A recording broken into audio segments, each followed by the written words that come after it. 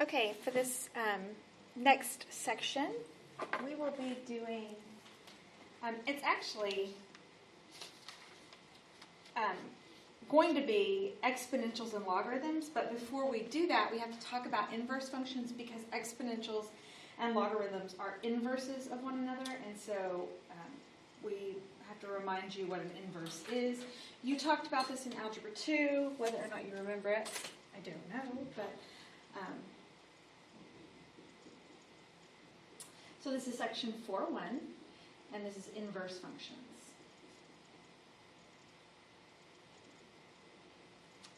All right, so the first thing is recall that a function is, remember, it passes the vertical line test. For every one y value, for every one x value, there's one y value. You can't put an x in and get two different y's out. That would fail the vertical line test, and that's not a function.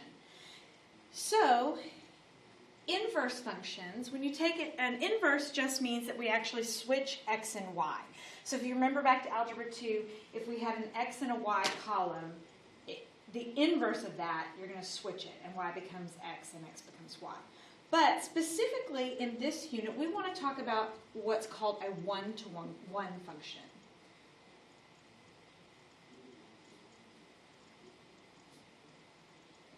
And we didn't really talk about that in Algebra 2, but just because we wanted you to understand the idea of an inverse in general, and we didn't care if they were one-to-one functions. But in a one-to-one function, each x value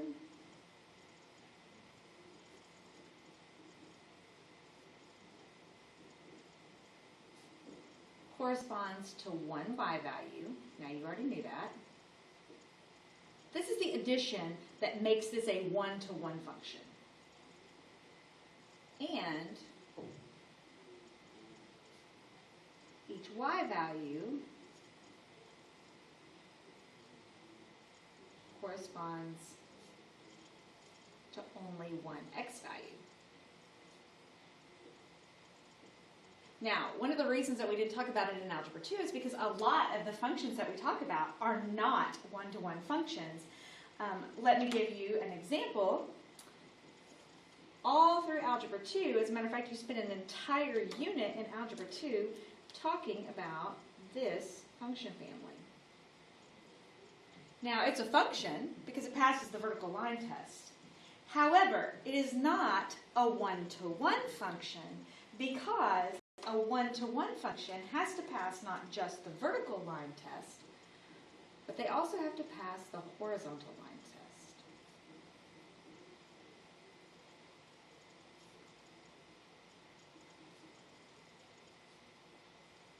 And this one does not.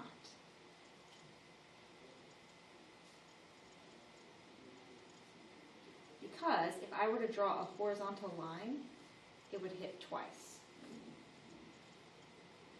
So this one fails the horizontal line test. So a parabola is not a one-to-one function. But there are functions, a lot of functions out there that are one-to-one functions. So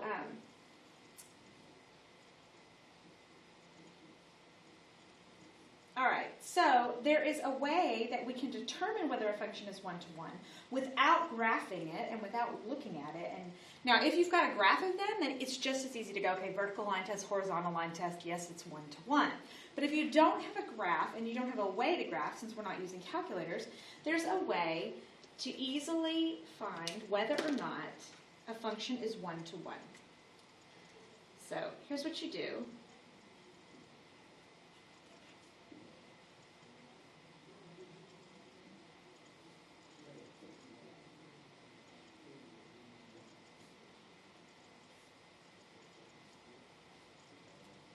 All right, so if I'm given a function like, for example, f of x equals negative f of x plus 12.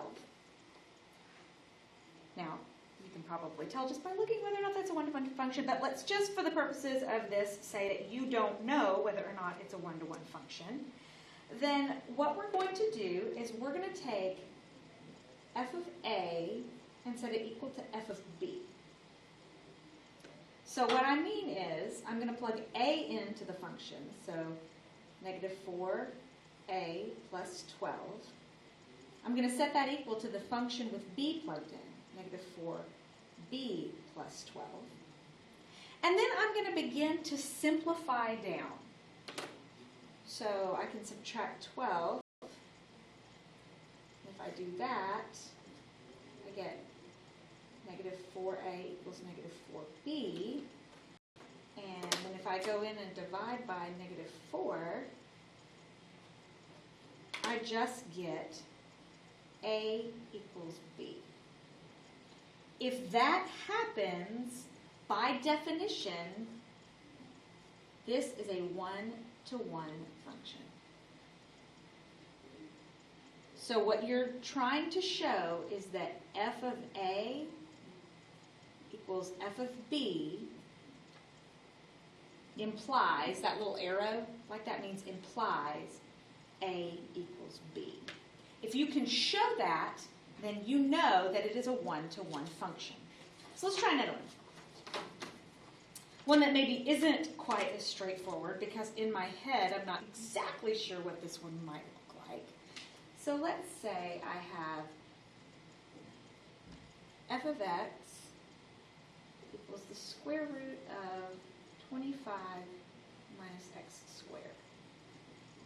Okay, so the process again, we're going to do f of a equals f of b.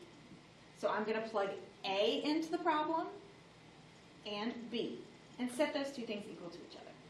So the square root of 25 minus a squared equals the square root of 25 minus b squared. Now we're going to go ahead and start simplifying this down. So I need to get rid of the square root. So I'm going to square both sides.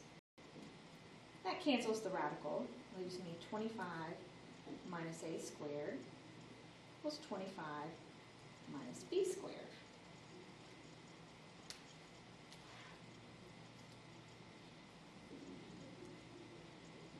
All right. So now I can subtract 25 from both sides, and I get negative a squared equals negative b squared.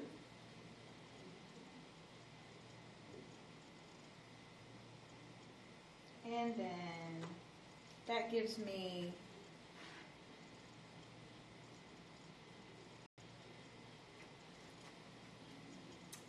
I could divide by negative 1, and I get a squared equals b squared. But right here, you have a little problem. Because how many answers are there when you take the square root of something?